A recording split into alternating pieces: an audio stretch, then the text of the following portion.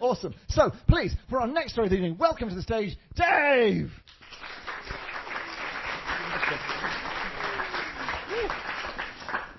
Good evening, everybody. A very long time ago, back in the times when animals could talk, a few of them chose to live among us in society with people. Some of them even used money. And one particularly industrious animal was the good lady heron. She had a little cottage outside of a village. And on that cottage's land, she kept a few dairy cows. And during the week, she would milk the cows, she would churn butter, she would culture yogurt, and she would, at the weekend then, take her dairy products and sell them. And she made a fair bit of cash. She was pretty good. And she was fair. So it was very well known by the people of that village that if they were ever in a tight spot with money, they could go to the good lady heron for a loan. And just such an event happened one springtime with the old wren. Please, I've come up short on my rent. I just need £20. Things were a lot more affordable back then, by the way. You know, inflation over time, so you can calculate backwards. I just need £20, and as you know, we old wrens, we thresh the wheat after the harvest, and we get paid well for that. So after the harvest, I will be able to repay you. Come back to me in 6 months and 1 day, and I will pay you back £20 and 5. This was a great deal to the lady heron, so she agreed. And 6 months and 1 day later, she crossed the village. She went to the hedgerow where all of the wrens lived. It was like a communal living facility. And she had a look in the window, and she saw all the little wrens working away, threshing, separating the wheat from the chaff. But she realized she couldn't recognize the old wren. All the wrens were so small, she couldn't really tell them apart.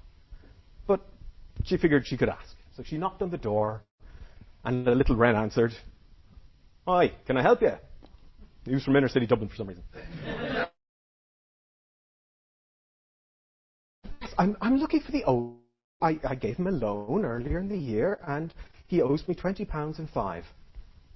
When the little wren looked taken aback, he was like, "Well, do you see him in here? Is there an old wren? Does anyone know this board?" And unintentional pun. But nobody spoke up. And the little wren at the door told her, "Well, look, we're very small little birds. We live in a hedge. You might be confusing us with the sparrows, so maybe you could try with them. See you later." And he slammed the door in her beak. The heron felt dejected. She went back to the village. She went to have a cup of tea in a local cafe, and she sighed a very defeated sigh. Just, oh, God. And from the other side of the cafe, there was a fox. And the fox heard her sigh. "Oh, come now. What's the matter?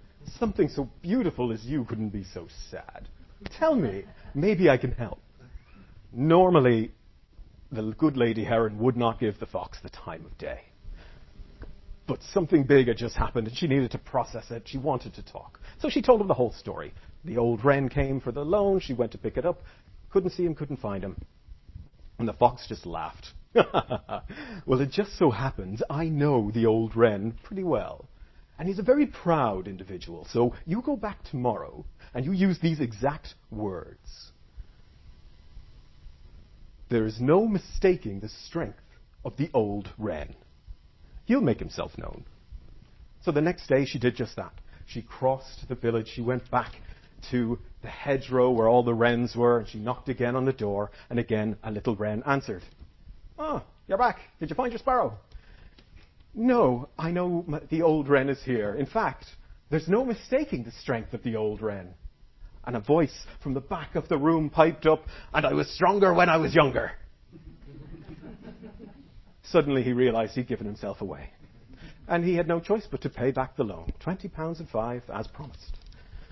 Well, the lady heron was so delighted, she skipped back into town, back to the cafe, to tell the fox that his plan had worked. And he just chuckled. So many creatures have their sins, and it's so easy to prey upon them. If you tell the humans, for example, they're so greedy. If you tell the humans that there is gold at the bottom of the pond, they will empty the whole thing. And the Lady Heron thought about this and thought, it's very hard to get eels from the bottom of the pond. I know, I've tried. If we told the humans that, would they empty it? Oh, quick as a flash. So the two of them went outside. They passed a group of humans, and the Lady Heron very loudly said to her fox companion, I heard a rumour that there's a chest of gold at the bottom of the pond. Did you?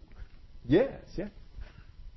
Pretty soon, every man in that village had a bucket, and he was knee-deep in the pond emptying it out. And by the end of the day, the pond was empty, but there was no gold. And they all went home. But the Lady Heron and the fox were there with a big basket, and they gathered up all the eels from the mud. Well, the Lady Heron knew she had a good deal going here. This fox was very smart. She had business acumen. Together, they invented synergy. And they entered into a marriage of convenience. She didn't want anyone else seeing the value of the fox and taking him away. And so the fox moved in to the cottage with the good Lady Heron. And they lived happily ever after for 2 weeks. When the fox was left alone with a big table in front of him and several dishes of butter ready to go to the market.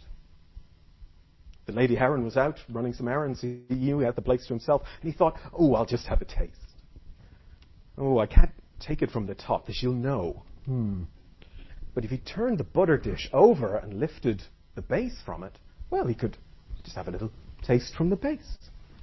And pretty soon, every single brick of butter had been hollowed out. I don't feel so good. I'm going to get found out. Also, I've eaten a lot of dairy. But if the butter was turned back over, it looked absolutely fine. But he knew he'd get found out as soon as someone cut into it.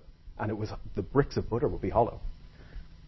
I'll cross that bridge when I come to it. And so the Lady Heron took her butter bricks down to the market for sale. And as soon as the first customer asking for butter arrived and she sliced into it, she realized what had happened. So had the people of the town. They all realized what had befallen her.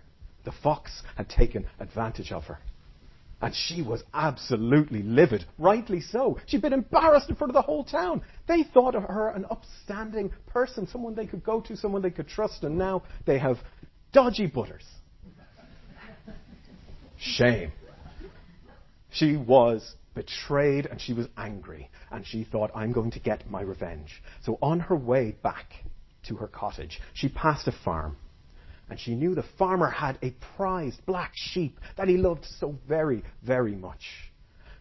And she called in, she knocked at the door, and she said, I heard a rumor that your prized black sheep will be stolen in 3 nights' time.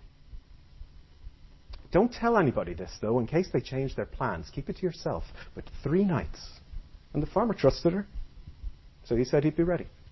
And then she went back to the cottage. And at the cottage, she put on a performance worthy of, I don't know if you're watching The Traitors, but Linda's performance last week. Woo! She came in that door. She didn't mention the butter. She was just, oh, woe is me. And she collapsed on the couch. She feigned this depression, this malaise, a great fatigue. And on the first day, the fox was slightly worried. And he tried to bring her a little bit of food and some tea. She didn't eat. She barely drank. And he was a little worried about her.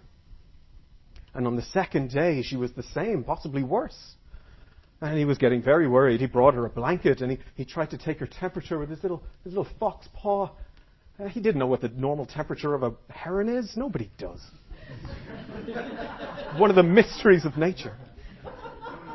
And on the third day, he was absolutely beside himself with worry, because things were getting done now.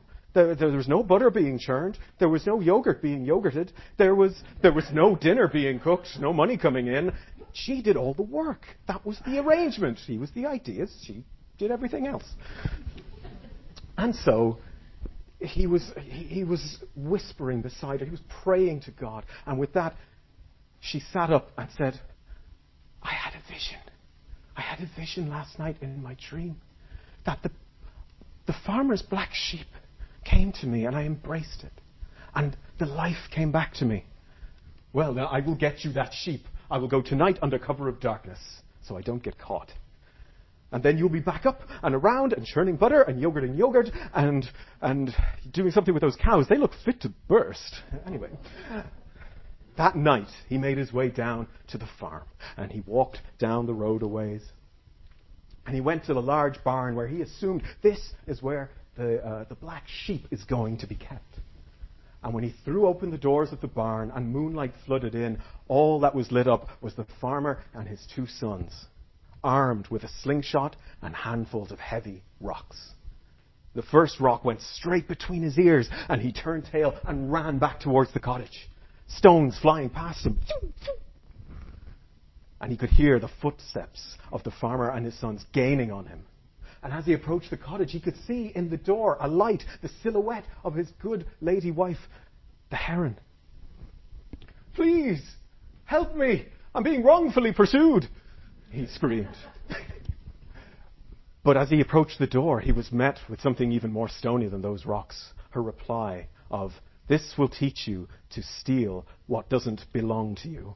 And she closed the door in his face.